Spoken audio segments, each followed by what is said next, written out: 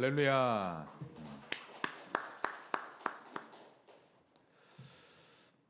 이 사람은 지금 현재 정말 믿음이 살아있구나. 그 증거가 있습니다. 부인할 수가 없는데요. 하나님의 말씀을 받을 때 이게 하나님의 음성으로 딱 들려지면 믿음이 있는 사람입니다. 또 오늘따라 목사님이 예화를 잘 들고 아주 목소리도 괜찮고 순조롭게 설교가 되고, 그러니 은혜가 되고, 그러나 설교가 조금 지겨우면 은혜 안 되고 아직 믿음 없는 겁니다.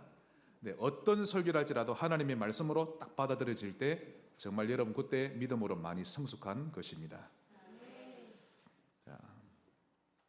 좀 전에 제가 베트남에 대한 부분을 말씀드렸는데요. 여러분이 기도해 주신 덕분에 또 한 주간 은혜 가운데 잘 다녀왔습니다. 그래서 조금 사역보고차 서론을 말씀드리고 싶은데요. 베트남 하면 잘 아시죠? 길다랗게 이렇게 꼭 쭈쭈바처럼 길다랗게 되어 있는 나라입니다. 대표적인 도시는 북쪽엔 하노이, 남쪽에는 호치민이 있죠. 이번에는 제가 호치민에 갔는데 비행기에서 내리고 4시간을 더 들어갔습니다. 차를 타고 가보니 완전히 깡촌 마을인데요. 근데 그 동네 사는 사람들 대부분이 소수민족들로 구성되어 있었습니다. 베트남에는 소수민족이 많은데 총 55종족이 있습니다. 그래서 우리 보통 237, 또 5천종족이라 하죠. 5천종족 가운데 55종족이 베트남에 있다는 뜻입니다. 이들은 사실 차별 대우받으며 살고 있는데 좋은 직장 구하기 어렵고 또 취직이 되었다 해도 진급은 꿈도 꿀 수 없는 그들입니다. 그래서 대부분이 돈을 그렇게 버느니 차라리 낮에는 농사 짓고 밤에는 고무나무에서 고무를 캐곤 합니다. 고무나무가 엄청 많은 거 있죠. 차 달리면 다 고무나무입니다. 그건 또 밤에만 작업하거든요. 이번에 갔던 신학교에는 이런 소수민족 출신들이 대부분이었는데 보니까 옆 나라가 캄보디아인데 거기서 오는 신학생도 있었습니다. 그래서 낮에는 농사 짓고 잠시 쉬었다가 밤에는 고무 캐다가 해가 뜨면 이런 새벽에 오토바이를 타고 몇 시간을 달려서 신학교에 옵니다. 그렇다고 해서 피곤하다고 해서 자세가 흐트러지거나 그런 법이 없습니다. 한 말씀이라도 더 드리려고 얼마나 귀를 쫑긋 세우는지 제가 더 자세가 이렇게 갖춰지는 거 있죠. 내가 하나님 앞에서 양심상 이래서는 안 되겠구나 그랬는데요. 정말 복음을 정말 사랑하고 갈급히 원하는 자들이었습니다. 이번 신학교 수업에 사실 신학생이 반, 현지인 목사님 반 이렇게 참여했습니다. 한국에서는 이런 모습을 보기 어렵죠. 내가 목사인데 그 신학 수업 내가 왜 들어 이러는데 그 현지인 목사님들은 그러지 않았습니다. 특히 그곳 노회장 목사님 아까 보셨죠? 제일 앞장서서 자기 교회당을 신학교 수업 받도록 제공했기 때문에 또 그분이 신뢰를 받는 분이다 보니까 주변의 목사님들도 초청되어서 같이 수업을 참여하게 되었습니다. 이 공산국가다 보니까 정부로부터 법적인 간섭도 자주 있었습니다. 한 번은 아침에 숙소에 일어나서 아침 식사하고 있는데 또 숙소에서 한 40분을 가야 또 신학교거든요. 미리 전화가 왔습니다. 노회장님 목사님에게서 지금 경찰이 와서 또 교회 구석구석 둘러보고 순찰하고 있으니까 조금 늦게 오라는 것이었죠. 그러면서 이렇게 사인을 주고받으면서 어떻게 해서든지 복음을 들으려고 아무튼 복음을 정말 간절히 원하는 자들이었습니다. 베트남 정부는요, 그 등록된 기독교 교단이 80개가 있습니다. 많죠. 제가 호치민의 어떤 도시에 갔는데 완전히 빌딩이 많습니다. 딱 한 곳에 밀집돼 있죠. 그 안에 한국 선교사만 200명 있답니다. 근데 다들 전도 못하고 그냥 좀 그렇게 지내고 있는데요. 근데 그 80개 교단 안에는 여호와 증인도 포함되고 베트남 정부에서 볼 때는 이게 이단이고 뭐고 관심이 없으니까 다 포함해서 80개입니다. 건전한 교단 교회들은 얼마 전만 해도 7교회가 갑자기 없어져 버렸고 현재 남아있는 교회들도 서로 교인들을 돌려가면서 예배드립니다. 오늘은 이번 주는 이 교회, 다음 주는 교인들 데리고 또 저 교회, 그리고는 사진을 찍어서 한국에 사역 보고를 하고 그렇게 지내고 있습니다. 그러니 전혀 전도를 하지 못하고 있는 실정이었습니다. 정말 전도 못하고 있습니다. 제가 소개해드리고 싶은 사람이 있는데요. 아까 사진 보셨듯이 용해 전도사, 이름이 용해입니다. 올해 33살인데 베트남 현지인 전도사입니다. 이번 사역에 아주 중요한 가교 역할을 했죠. 그 친구가 없으면 아예 사역이 안 되는 그런 친구였는데 복음에 대한 이해, 복음에 대한 중심, 정말 준비된 전도자입니다. 한국어 잘합니다. 류 목사님 설교 거의 제가 볼 때 90%, 95%다 알아들을 정도인데요. 이 베트남은 공산국가인데 특이하게 그는 천주교 집안입니다. 인구 밀도 보니까 10% 조금 넘게 천주교인이 있는 거 있죠. 그래서 그의 주민등록 등본에는 천주교인이라고 딱 표시되어 있습니다. 공산국가니까 딱 이렇게 주요 가문으로 보는 거죠. 그래서 그것 때문에 천주교인이라는 것 때문에 사회생활에 그 역시 제약을 많이 받는다고 합니다. 그가 4살 때 성당에 들어가서 신부 옆에서 잠을 자며 지냈다고 하는데요. 그래서 그는 자신이 사무엘처럼 자랐다고 웃으면서 이야기를 하곤 합니다. 이것만 봐도 그가 얼마나 독실한 천주교 집안에서 자랐는지 알 수 있습니다. 그 자기 집에서도 그 친구를 신부로 키우려고 그렇게 했고 그 자신도 장차 신부가 될 것을 당연시 여기며 자랐다고 합니다. 베트남은요, 원래 베트남 원주민과 소수민족들, 그 다음에 타 종교인이 있는데 소수민족과 타 종교인들은 사회생활 보장 받지 못합니다. 그래서 그런 집안의 자녀들은 굳이 대학을 가지 않으려 하죠. 고등학교만 마치고 그냥 바로 대학을 가지 않습니다. 이유는 가면 강에서 물고기 잡을 수 있고 1년 내내 날씨가 좋으니 늘 푸른 잘 자라고 먹는 게 걱정이 없고 대학을 간다 해도 나중에 큰 돈 벌기는 어렵고 그러니 아예 대학을 갈 생각을 하지 않는 것입니다. 그런데 이 용해 전도사 부친은 학교 교사였는데요. 사람이 굶어 죽을지라도 배울 수 있을 때는 반드시 더 배워야 한다라면서 빚을 내면서까지 자기를 대학에 보냈다고 합니다. 그래서 한국어 학과에 진학했고 마침 교환 학생 자격을 얻어서 2013년에 우리 한국에 오게 되었는데 그때 전라도 광주에서 다락방 목사님을 만났고 그때 정확한 복음을 깨닫고 구원받게 됐습니다. 제가 알기로 이 친구는 라틴어 정말 좀 잘할 것이다. 언어력이 굉장히 뛰어납니다. 외국어 습득이 신부 수업을 받고 자랐으니까 라틴어, 그다음에 여러 가지 신학 배경, 성경 내용 거의 다 잘 알고 있기 때문에 이 복음을 받는 속도가 남달랐죠. 정말 복음을 빨리 받아들였고 더 이해를 잘했고 특히 외국어 습득력이 뛰어났기 때문에 한국어 습득도 굉장히 뛰어났습니다. 그래서 이번 신학교 수업의 통역을 그 친구가 맡았는데 거의 제가 볼 때 완벽히 해내는 정도였죠. 또 거기에다가 지혜도 있는 젊은이입니다. 짧게 4박 5일을 같이 있었는데 3박 4일 4박 5일 위아래 옆을 보는 눈이 있고 그 다음 뭐든지 높게 깊게 넓게 생각하는 머리도 있습니다. 제가 볼 때 앞으로 베트남 복음화에 크게 쓰임받지 않겠나 그렇게 보입니다. 또 대화를 나눠보니까요 시대를 보는 눈이 있고 교회를 보는 눈이 있고요. 아무튼 너무 귀합니다. 참 말이 통하는 거 있죠. 시대를 보는 눈이 있고 교회를 보는 눈이 있다 보니까 뭘 해도 말이 통합니다.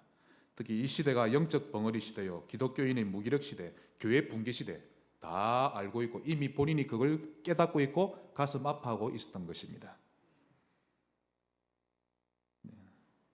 이런 부분에 말이 통하다 보니까 지난 3박 4일 제게 정말 은혜스러웠고요.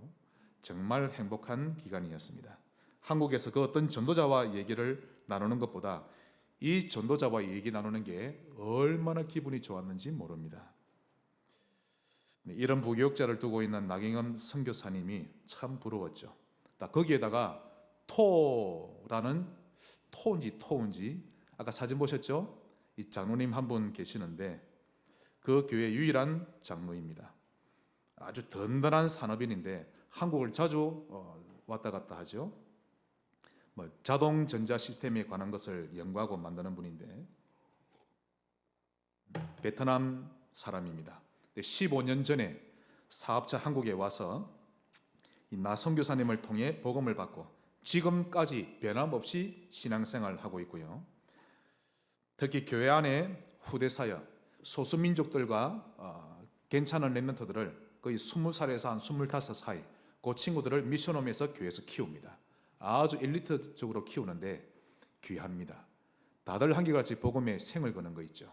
나는 세계 복음화와 특히 베트남 복음화에 하나님 앞에 정말 진정한 산업인 되겠다. 그런 젊은이들입니다. 그들을 키우는 미션홈에 이 장로님이 정말 든든한 보호자, 동력자, 식주인 역할 기쁘게 감당하고 있습니다. 아까도 사진은 마지막이라고 저와 우리 목사님을 식사 대접한다고. 그 보니까요, 배를 타고 쭉 가서 어떤 작은 섬에 식당이 있는 거 있죠. 밥 먹고 식당에서 다시 배 타고 건너오고. 얼마나 기쁘게 대접하는지. 교인 수는 그다지 많지 않아도 교회가 정말 든든하다라는 것을 느낄 수 있었습니다. 그 교회를 하나님이 인도하고 계심이 보이는데요, 제가 보기만 해도 은혜 많이 받았습니다. 목사님 가정만 한국인이고 전부 다 베트남 현지인입니다. 진정한 선교죠. 담임 목사, 부교육자, 중직자, 렘넌트, 이 구성원을 보면서 제가 느낀 것이 이들은 국가는 서로 다르지만 복음으로 정말 원네스가 딱 돼 있구나, 이런 게 진정 하나님이 원하시는 교회구나 하는 것을 제가 보고 왔습니다. 자, 그렇다면 하나님이 원하시는 교회, 오늘 제목이죠. 어떤 교회가 그러한 교회입니까? 세 가지를 통해 살펴보겠습니다. 첫째로 237의 뜰을 가진 교회입니다. 믿으시기를 바랍니다. 하나님은 지금 미국이든 한국이든 큰 교회도 다 무너뜨리십니다. 필요 없으니까. 어떤 교회가 하나님이 원하시는 교회인가? 반드시 먼저 237의 뜰을 가지고 있어야 합니다. 다른 말로 선교를 위한 망대가 준비된 교회죠. 자, 오늘 본문은 예수님이 성전에서 매매하고 있는 상인들을 뒤엎는 장면이 나오는데요, 이건 사실 오랫동안 자연스럽게 해오던 관례였고 유대 정부가 허락한 장사였습니다. 그럼에도 불구하고 주님은 엎어버리셨고 다혈질적인 모습을 보이셨습니다. 그런데 이유를 모르고 그냥 주님의 모습을 보면 좀 이상하게 생각했을 겁니다. 아니, 사랑의 주님이라면서 왜 저러시지? 저분은 도대체 왜 그러실까? 좀 부드럽게 하면 되지. 예수님이 돼가지고 목사가 돼가지고 왜 저러실까? 저러면 전도문이 더 막힐 긴데. 또 예수님, 눈에 보이는 성전이 중요합니까? 눈에 안 보이는 우리 개개인이 중요한 거지. 뭐 이렇게 그동안 들어왔던 다락방 메시지 총종합해서 뭐 이런저런 말 하겠지요. 그런데 주님은 진짜 흥분하셨고 분노하셨습니다. 비록 그 헤롯 성전은 하나의 건물에 불과하지만 자세히 들여다보면 그곳은요, 복음을 갈급히 찾는 영혼이 하나님 만나고 싶어서 찾아왔을 때 그나마 피제사 드리고 예배를 드리다가 하나님을 만날 수 있는 절대적인 플랫폼이 되는 것입니다. 그런데 유대인들은 그런 것도 몰랐죠. 그래서 성전 안에서 장사했는데 하필 그 장소가 바로 이방인의 뜰이었던 것입니다. 만일 이방인 중에 누군가가 그곳에 오기라도 했다면 거기서 희미하게나마 복음을 발견할 수도 있었을 텐데 이 중요한 플랫폼을 유대인들은 장사하느라고 완전히 막았던 것입니다. 그러므로 상인들의 행위는 선교를 막는 행위였습니다. 그러므로 전도를 막는다, 복음과 선교를 막는다, 하나님께 맞으려고 작정한 것이죠. 항상 육신적으로 생각하지 말고 하나님 입장에서 생각할 수 있어야 합니다. 237 나라와 5천 종족을 향한 눈을 가진 자에게 성령은 역사하십니다. 여러분의 산업, 또 자녀를 키우는 것도 교회 모든 렘넌트 사역도 237 나라와 5천 종족을 향해야 합니다. 자, 교회 안에 이방인의 뜰이 있다, 이 말은요, 다민족을 위한 지교회가 있다는 뜻이요, 또 다민족 선교를 제대로 하는 시스템이 있다는 뜻입니다.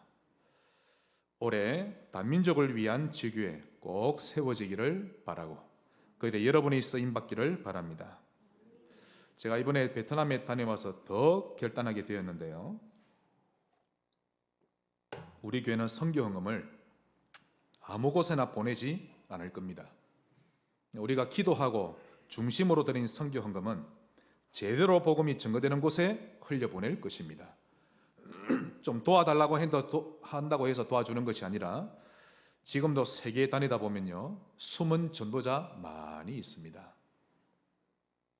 정말 그런 숨은 전도자들을 통해 복음이 전달되고 있죠. 이름도 없이 빛도 없이 오직 복음을 사랑하는 마음으로 전도하는 자들 많습니다. 우리는 다른 일로 기분 나빠하고 서론적인 일 때문에 허송세월 다 보내고 하나님이 주신 돈을 나를 위해서만 쓰고 있는 동안에 지금도 많은 나라와 많은 종족에서는 생을 건 전도자들을 통해 복음이 전달되고 있고 성령께서는 그들 사이에 활발하게 관여하고 계십니다. 제가 눈으로 보고 왔습니다. 성령께서 눈에 안 보이지만 지금도 분명히 임재해 계십니다.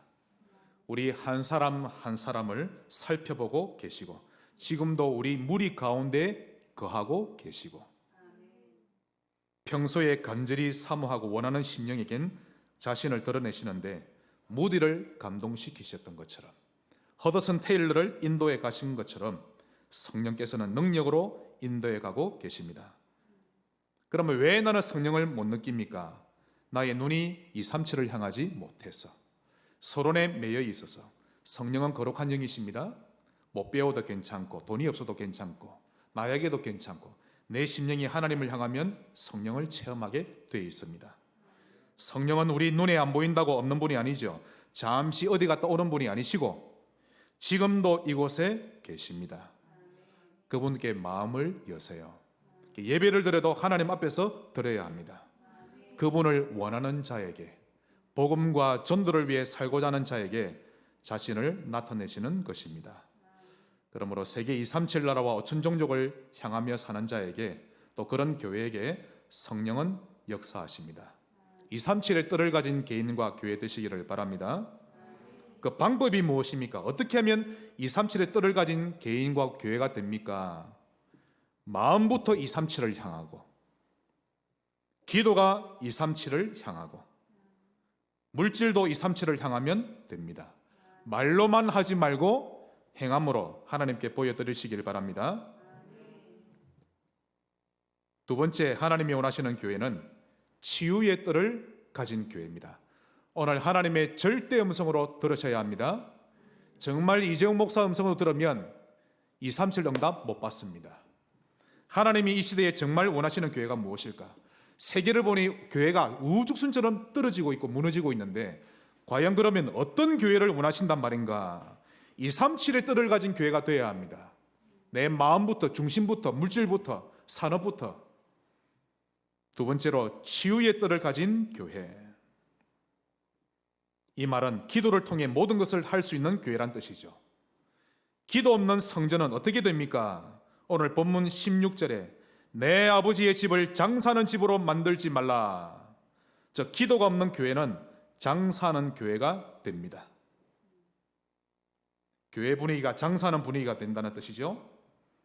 다시 말해서 설교 내용도 기복신앙만 강조하는 설교가 계속 나오고 성도들도 오직 나의 의식주만 응답받는 그런 신앙생활을 한다는 것입니다. 나도 모르게 그리 되게 되어 있습니다. 기도가 있는 신자 되셔야 합니다. 똑같은 본문이죠. 마가복음 11장 17절 이에 가르쳐 이르시되 기록된 바 내 집은 만민이 기도하는 집이라 칭함을 받으리라 하지 아니하였느냐. 너희는 강도의 소굴을 만들었도다 하시매. 기도하지 않는 신자는 그 영적 상태가 강도의 소굴이 됩니다. 즉 사단에게 잡힌 영적 상태가 된다는 뜻이죠. 전에 말씀 안 드렸습니까? 제가 1년 365일 가운데 거의 200일 넘게 803m를 돌아다니면서 새벽에 얼마나 영적으로 잡혔던지 지금 돌아보면 야 내가 언제 그랬지 싶은 거 있죠. 잡히면 그렇게 됩니다. 전혀 기도가 안 되죠. 당연히 예배는 계속 갔습니다. 근데 목사니까 전도사고 계속 예배는 갔죠. 얼마나 힘들던지. 어느 날 하나님의 시간표가 되고 또 부모님도 저를 위해 기도하시고 형제가 위해 기도하고 교회가 기도하니까 하나님 시간표 되니까 탁 바꾸셨죠. 어찌되었든 기도하지 않으면 강도의 소굴이 되어버립니다. 베드로전서 5장 8절 근신하라 깨어라 너희 대적 마귀가 우는 사자같이 두루다니며 삼킬 자를 찾나니. 신자도 삼킵니다. 잘 아셔야 됩니다. 지옥은 안 가지만 이 땅에 사는 동안 그의 정서, 생각, 감정 삼켜집니다. 제가 한번 유튜브를 봤는데요. 배고픈 사자가 다 수풀에 웅크리고 있습니다. 그 사자가 앞에 사슴이 있는데 사슴을 제일 좋아한답니다. 사슴을 잡기 위해 딱 숲을 웅크리고 있다가 이때다 싶으니까 팍 뛰어오르는 거 있죠. 단번에 잡힙니다. 이처럼 기도가 없는 교회나 신자는 배고픈 사단에게 삼켜진 영적 상태가 되어버립니다. 반대로 평상시 기도가 있으면 그를 절대 삼키지 못합니다. 조금이라도 삼위 하나님을 바라보고 있으면 잠시라도 393 기도를 엎주르고 있기만 해도 사단은 그를 결코 삼키지 못합니다. 잠시 방황할 수는 있겠죠. 절대 삼키지 못합니다. 그만큼 우리 삼위 하나님을 배경으로 삼고 있다는 것이 얼마나 대단한 것인지를 알 수 있는 것이죠. 그래서 하나님을 바라보시면 됩니다. 성부, 성자, 성령 하나님. 한번 저를 따라합시다. 나는 영적 의사다. 네, 이게 치유의 뜰을 가진 교회입니다. 나는 영적 의사다. 이것이 여러분의 정체성인데요. 항상 기억하고 있어야 합니다. 세계를 지배했던 나폴레옹, 징기스칸은 사람을 죽이는 정복자였지 결코 영적 의사는 아닙니다. 아브라함아, 너로 인해 천하 만민이 복을 얻게 하리라. 이 말씀은 아브라함아, 너로 인해 너는 징기스칸처럼 땅을 차지하는 정복자가 되리라. 그 정도 수준이 아닙니다. 너로 인해 천하 만민이 복을 얻을 것인데 너는 영적 의사다라는 뜻입니다. 이것을 언약으로 잡은 자가 치유의 뜰이요, 이런 신자들로 모인 교회가 치유의 뜰을 가진 교회가 되는 것입니다. 나 자신과 시대와 미래를 치유하는 의사로 부름받았음을 확신하시기를 주의 이름으로 축원합니다. 그러므로 치유 지교회, 치유센터 이걸 두고 기도하시기 바랍니다. 누가 뭐라 해도 이 시대는 정신병 시대입니다. 여러분도 인정하실 겁니다. 갈수록 윤리와 도덕 무너지고요, 상식선 완전히 붕괴되어 버렸습니다. 우리라고 하는 것이 없어져 가고 오직 나 중심으로 되어져 가죠. 신자마저 그럽니다. 내가 싫으면 교회를 떠납니다. 내가 싫으면 뭐 교회고 뭐 목사고 없고 부모고 없고 다 없죠. 재산 때문에 형제간에 싸우기도 합니다. 오직 나 중심화 되어져 가고 그러다 보니 정신 문제는 더더욱 심각해지고 있습니다. 여러분, 간단하게 해결되는 방법이 있습니다. 코람데오, 하나님 앞에서 해결됩니다. 단번에 해결됩니다. 사단이 이걸 못하도록 세계를 뒤엎고 있죠. 정말 정신 문제가 더더욱 심해지고 있습니다. 중요한 것은 인간의 정신은 복음이 아니고서는 결코 치유되지 않는다는 것입니다. 그러므로 복음이 절대적으로 필요한 시대라는 것을 항상 기억하고 있어야 합니다. 모든 교회는 반드시 치유지교회가 있어야 하는데요, 이것은 시대적인 절대 계획입니다. 한번 따라합시다. 치유지교회 반드시 있어야 합니다. 제일 중요한 것은 여러분이 치유지교회가 되는 것입니다. 누구든지 내게 오라, 내가 치유해 주겠다, 복음으로. 그 정도 돼야 합니다. 앞으로 우리 렘넌트들 중에 의사, 간호사, 약사가 나온다면 치유지교회 또 치유센터를 언약으로 잡아야 될 것입니다. 또 거기에다가 우리 교회는 호흡 기도로 또 치유받는 증인 계속 나와야 될 것입니다. 치유의 뜰을 가진 개인과 교회 꼭 되시기 바랍니다. 한 번 더 따라합시다. 나는 영적 의사다. 나는 치유지교회다. 네, 언약으로 잡으시기를 바랍니다. 마지막 세 번째로 하나님이 원하시는 교회는 서밋의 뜰을 가진 교회입니다. 말이 어렵지 않습니다. 자세히 보시면 이해가 될 겁니다. 즉, 서밋의 뜰을 가졌다는 것은 후대를 위한 망대가 준비된 교회입니다. 후대 살려야 됩니다. 우리 모든 렘넌트는 서밋을 향하고 서밋에 도전하세요. 우리 한번 다 같이 열왕기하 13장 보겠습니다. 열왕기하 13장, 특히 우리 렘넌트들과 청년들은 반드시 봐야 합니다.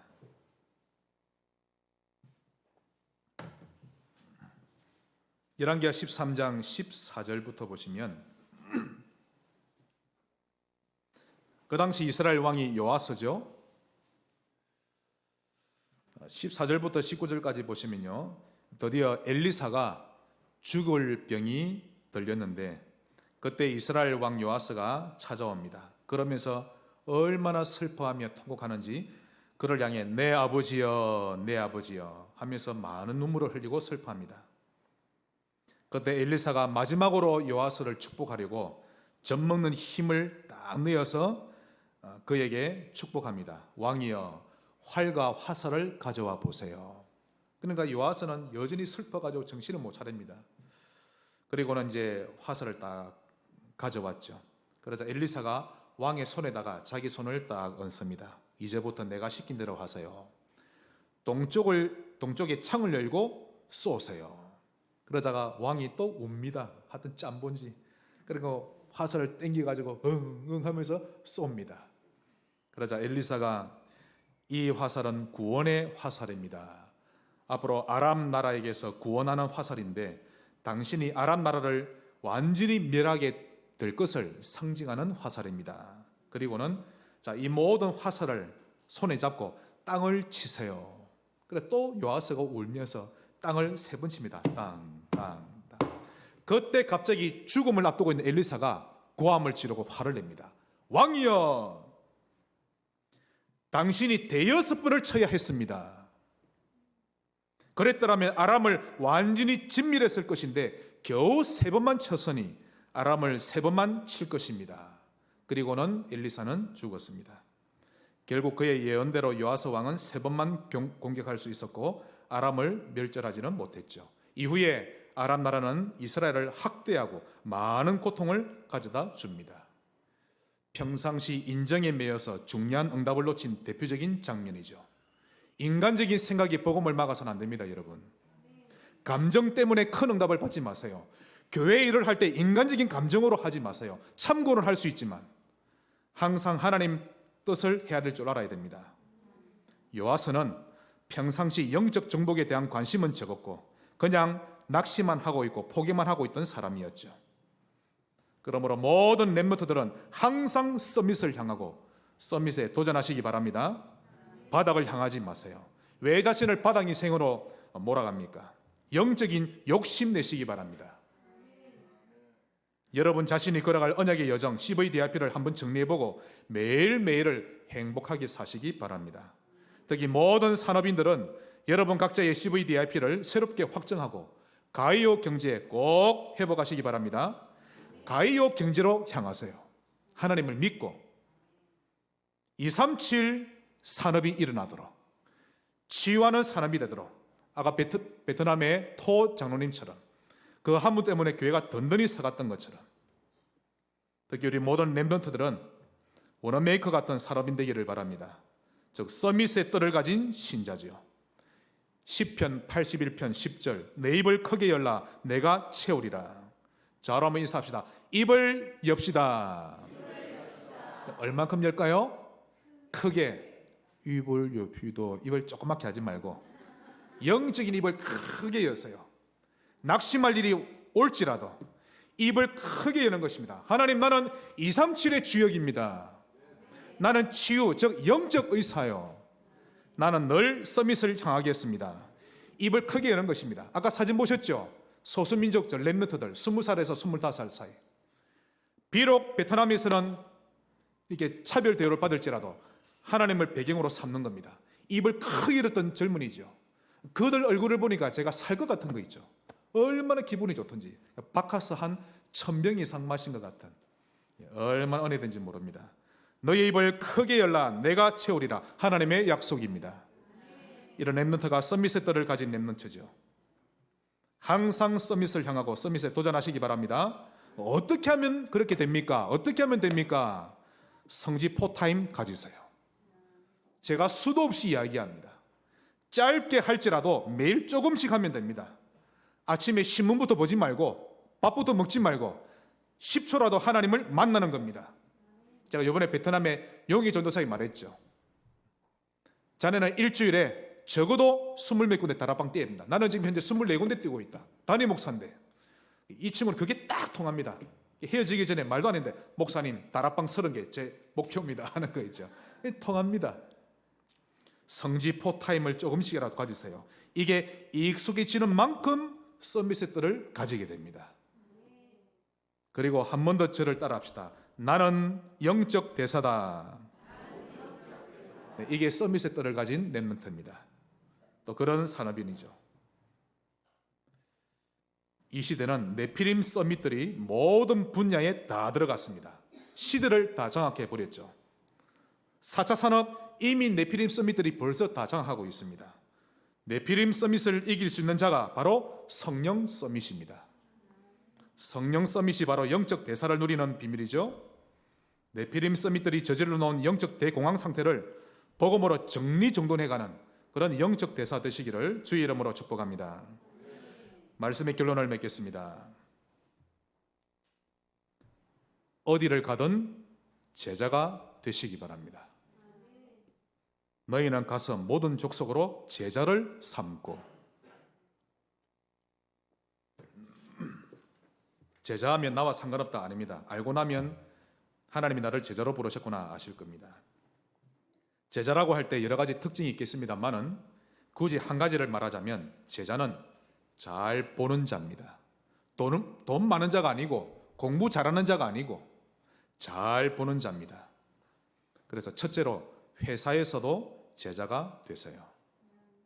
사회생활을 말하죠.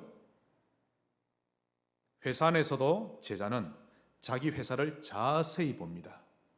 그러면 그 속에 모든 응답이 다 찾아지는 것이죠. 만일 이렇게 볼 줄 모르면 이 회사는 월급이 왜 작아? 사장은 왜 이래? 이렇게 불평 많은 직원이 됩니다. 그런데요, 제자는 회사를 자세히 봅니다. 원래 성격이 착하다 그런 게 아닙니다. 자세히 봅니다. 성격이 내향적이도 되고 내성적이도 되고 외향적이도 되고 상처가 많아도 아무 상관없습니다. 제자는 자세히 봅니다. 그러면 무엇을 해야 될지가 보이죠? 그러면 회사에 끌려가지 않으면서 아름다운 영향을 끼치게 됩니다. 이러면 시간이 흐르면 흐를수록 아군이 많아지는 거죠. 우리 말씀 보겠습니다. 골로새서 3장.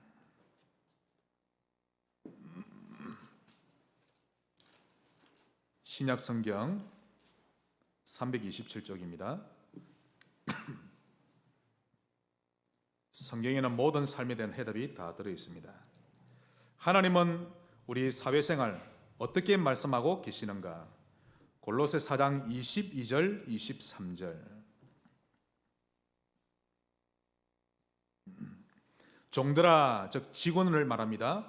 종들아, 모든 일에 육신의 상전들에게 순종하되 사람을 기쁘게 하는 자와 같이 눈가림하지 말고 오직 주를 두려워하여 성실한 마음으로 하라. 자, 눈가림하지 말고 줄 것이고요. 오직 주를 두려워하여 성실한 마음으로 그렇게 하라. 무엇을 하든지 마음을 다하여 주께 하듯 하고 사람에게 하듯 하지 말라. 그러면서 24절입니다. 이는 이렇게 하는 것은 기업의 상을 사장에게 받습니까? 주께 받을 줄 아나니. 여러분의 중심과 삶을 보고 하나님이 축복합니다. 겨우 직원임에도 불구하고 여러분의 산업의 축복은 하나님이 주십니다. 잘 아셔야 됩니다. 기업의 상은 사장이 주는 게 아닙니다. 월급만 줄 뿐이지 보너스는 하나님께로부터 받을 줄 아나니 너희는 주 그리스도를 섬기느니라. 이런 말씀이 한두 군데가 아닙니다. 그 뒤에 디모데전서 보시죠. 데살로니가 전후서 다음에 나옵니다. 디모데전서 6장 1절.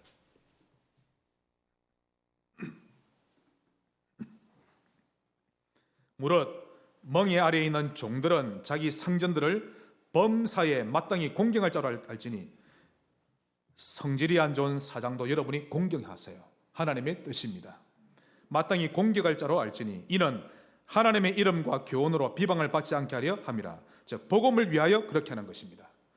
그 다음 디모데전서 뒤에 나옵니다. 디도서 2장 9절.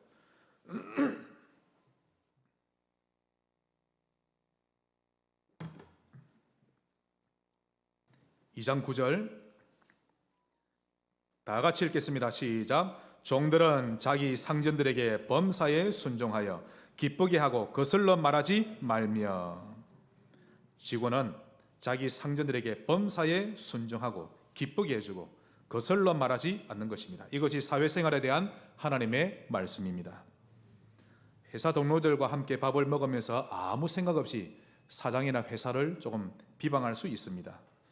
그러면 나중에요, 사람들이 그 사장을 비방했던 회사 동료에 대해서는 뭐 그러려니 하고 넘어가는데, 신자인 우리에 대해서는요, 복음과 교회에 대해 씹을거리를 만들어주는 그런 결과를 초래하게 됩니다.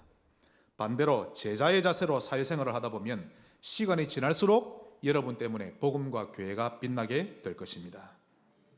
결론 두 번째로, 교회에서도 마찬가지입니다. 교회 제자가 되세요. 하나님의 음성입니다. 제가 지난 한 주간 베트남에서도 많은 설교를 준비하고 저는 노트북을 채웠는데 칠 게 없어가지고 어제 밤까지 계속 말씀을 정리했죠. 하나님이 이 말씀을 월요일부터 계속 주신 겁니다. 제자는 교회 안을 자세히 봅니다. 성격이 좋아서 원래 항상 긍정적이고 아닙니다. 제자는 교회 안을 자세히 봅니다. 그리고는 자기 교회의 시스템을 자세히 들여다보지요. 그 눈이 있으시기를 바랍니다. 거기서 응답을 다 찾아내는 것입니다. 이 눈이 없으면 안 좋은 것만 보이고 눈에 보이는 대로만 해석하게 됩니다. 저 신자는 왜 저래? 저 사람은 왜 저리 가식적이야? 저 사람은 왜 저리 믿음 없는 짓을 하지? 그렇게 불만이나 핑계 많은 신자가 되는데요, 결국 교회의 완내스를 깨는 신자가 되어버립니다. 그러므로 교회의 시스템을 자세히 보는 신자 되시기 바랍니다. 착하게 살라는 것이 아니라 교회를 자세히 보라는 것입니다. 어떻게 흐름을 타고 어떻게 인도받으면 되는지가 훤히 보이죠. 정말 쉽습니다. 이렇게 보려고 안 하니까 안 보였던 것인데 조금만 자세히 보면 보입니다. 그러면 나도 모르게 자세가 딱 달라집니다. 내 스타일을 고집할 필요가 전혀 없어지죠. 나도 모르게 시원케 하는 자가 되어져 가는 것입니다. 며칠 전 이내하고 한번 자연스럽게 이야기를 했는데요, 제가 이내야, 올 연말 네가 고등부를 졸업하면 20살 되는데 그러면 어린이 부서와 청소년 부서 중에 어디에서 헌신하는 게 우리 교회에 더 유익이 될까? 보조교사보다 들어가야 하니까. 저는 교회를 자세히 보고 이내 달란트가 어디에 제일 맞을까 이미 생각하고 있었던 거죠. 그러니까 딸이 뭐 어디를 가도 괜찮아요, 그 말을 듣는데 저는 목사로서 기분이 너무 좋았고 속이 시원했습니다. 특히 지금 우리 중고등부 랩런트들 훈련 잘 받고 있죠. 구원의 길도 잘하고 있고 또 뭐 현장 가서 또 그리기도 하고, 그럼 우리 랩런트들이 앞으로 학교를 졸업하고 그럼 후배들을 가르치게 될 것인데 앞으로 좋은 선배 교사가 되지 않겠나 그렇게 보여집니다. 교회와 하나 되어 가는 그런 우리 선배들 꼭 되시기를 바랍니다. 세상에서든 교회에서든 어떤 자세를 가져야 하는지 하나님은 한결같이 똑같이 말씀하십니다. 원리가 같다는 것이죠. 그곳에서 제자가 되어라. 내 의견이 필요 없다는 겁니다. 자세히 보면 보입니다. 그러면 사장의 마음이 보이고요, 교회는 목사 마음이 보이고 하나님의 뜻이 보입니다. 용의 전도사를 보니까요, 이야, 얼마나 이해를 잘하는지, 제 마음도 이해하고 그 나선 교사님 이해하고 장로님까지 이해하고 후배들 이해하고 귀하고도 귀하구나. 교회 성도는 얼마 없는데 진짜 얼마나 든든하게 보이는지 지금 하나님이 많은 문을 열어가십니다. 또 이 나경엄 선교사님이 원래 인천과 경인 지역에 소속된 목사님인데, 근데 그분을 계속 연결되어 후원하면서 복음 전하는 것 우리 대경 지역입니다. 10년 넘게 지금 대경 지역에 하나님이 많은 문을 열고 계십니다. 대구 경북 지역 있게 되신 것 감사하시기 바랍니다. 아직 감동을 모르시는데 어제 우리 지원이하고 지선이한테도 이 말하니까 아직 둘이 잘 모르는 거 있죠. 정말 우리 노예가 귀합니다. 마지막으로 우리 랩런트들은 학교도 자세히 보고 학교 선생님도 살리고 친구 살리는 그런 증인 되시기 바랍니다. 피스메이커가 되시기를 바라고 교회를 살리고 세상 살리는 그런 주역으로 쓰임 받으시기를 주의 이름으로 축복합니다. 하나님 감사합니다. 하나님이 원하시는 교회로 세워가는 주역이 되게 하옵소서. 예수님 이름으로 기도합니다. 아멘.